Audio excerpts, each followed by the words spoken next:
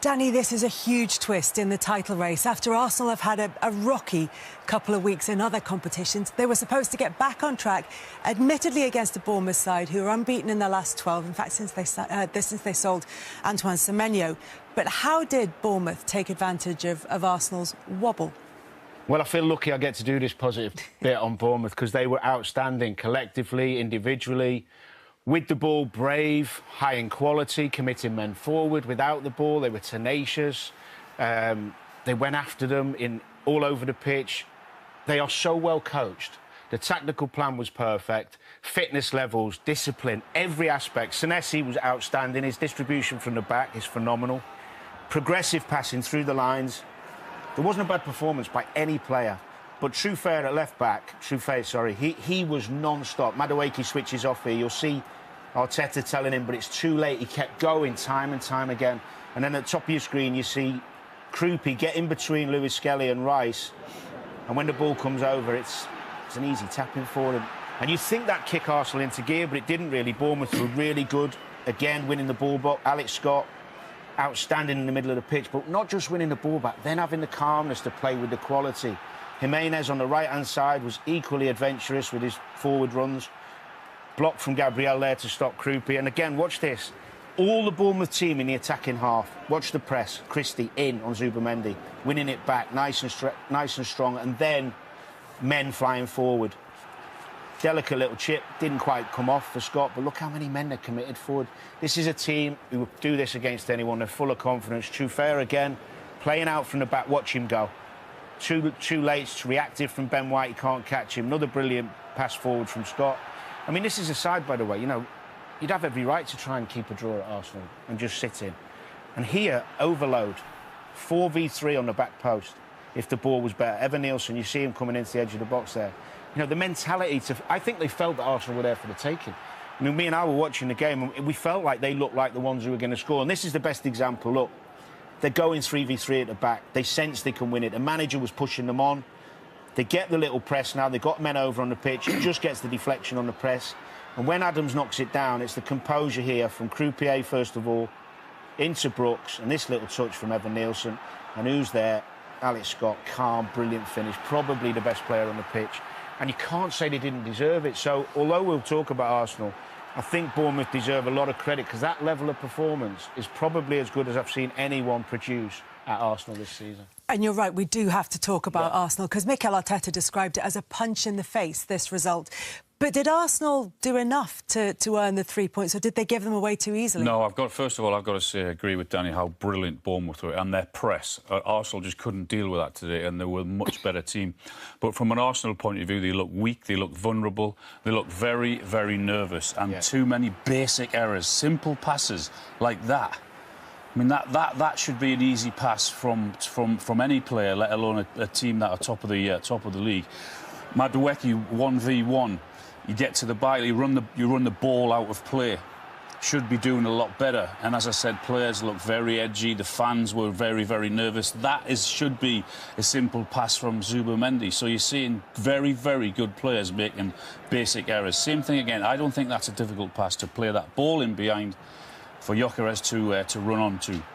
And players need to take more responsibility. I know they're under pressure. Madueke 1v1. That ball can be crossed now. Chooses not to, fine. You've still got him 1v1, and you're thinking, OK, by the time you've got 4v3 in there with Arsenal players, that, again, it should be a better ball. I said players be brave and not passing the buck. 1v1 Trossard. Look at the distance he's got to run at him, to go at him. But his decision is to know I'm going to take my time, pass the ball back. Pass the ball sideways, and that summed Arsenal up. Far too many touches on the ball, letting Bournemouth get back and get organised. Look how many touches Trossard has here, look. I mean, 5, 6, 7, and all of a sudden, when they do find that right pass, like there, same thing again, Trossard, watch, takes an extra touch. Watch Gabriel's reaction in the middle, because he takes one touch and another one and runs it out of play. Look, he's screaming to get that ball across, and that sort of summed Arsenal up in that game today, and you can see, I mean, the alarming thing is the open play, the XG 0.18 there, and then shots on target. One of those was a penalty. Arsenal were miles off it today, and it was a very, very nervous performance. And you would be really worried having looked at that today because of what's gone on in the last 3 or 4 weeks with Arsenal. There was no energy. Bournemouth wanted it more than Arsenal, and as I said, that's not a good sign going forward. I don't think it was tiredness either. I think it was nervousness. They ran, but I think their running stats was bigger than Bournemouth. It wasn't the midweek game. Yeah. But also you get Victor Gyökeres making these comments about a dry pitch didn't help. Now, look, we know he's not saying that the dry pitch meant that Arsenal lost the game, but they're the kind of comments that get picked up, that get spread everywhere, that just add to that kind of general feeling around Arsenal. Funnily enough, even if the pitch was dry, I don't think they played enough long balls. Bournemouth pressed them high and went man for man at the back. You've got Madueke and Martinelli who started the game. I didn't see them hit enough long balls and play some percentages and try and spin them round. So if the pitch is dry, you've got international players. Make some different decisions. No excuses today. The best team won. Yeah, they did. There's no doubt about it. They wanted it more than Arsenal, and that would be the worrying thing. And Manchester City will be looking at it thinking perhaps an opportunity is opening up for them. This is who they've got coming up. Obviously, City have got Chelsea tomorrow and then they play each other. And that's, I mean, we always knew this was going to be a really important game in terms of the season, but it's just looking increasingly so. Yeah, I mean, it's a huge game again, as they all are at this stage of the season. When you've had that lead, or got the lead that Arsenal have, and City have been playing really, really well and putting pressure on them. I thought because of the performance in midweek in Lisbon that, OK, they didn't play that well, but they got a really good result, and I thought the positivity from that would have carried on today. And I thought if they'd have won that game today, it was as good as over. But they've put themselves under huge pressure again. Do you want to call the title race at the moment? No.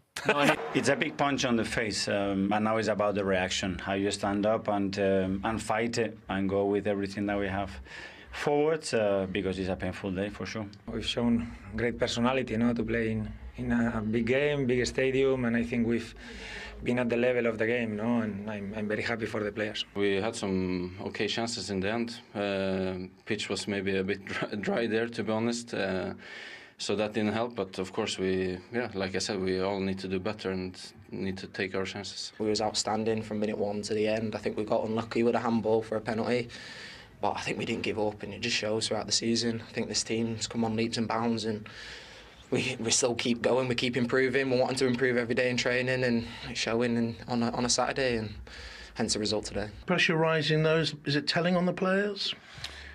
I don't know if it's that. I think, again, we've been coping with a lot of pressures in the beginning of the season. Today was more, obviously, a surprise of certain action that are very far from the level that we have shown, and obviously that shocks the system, and we weren't good enough. We asked a lot for our crowd. Today we didn't respond to those standards, and we have to apologise, take it in the chin and move on.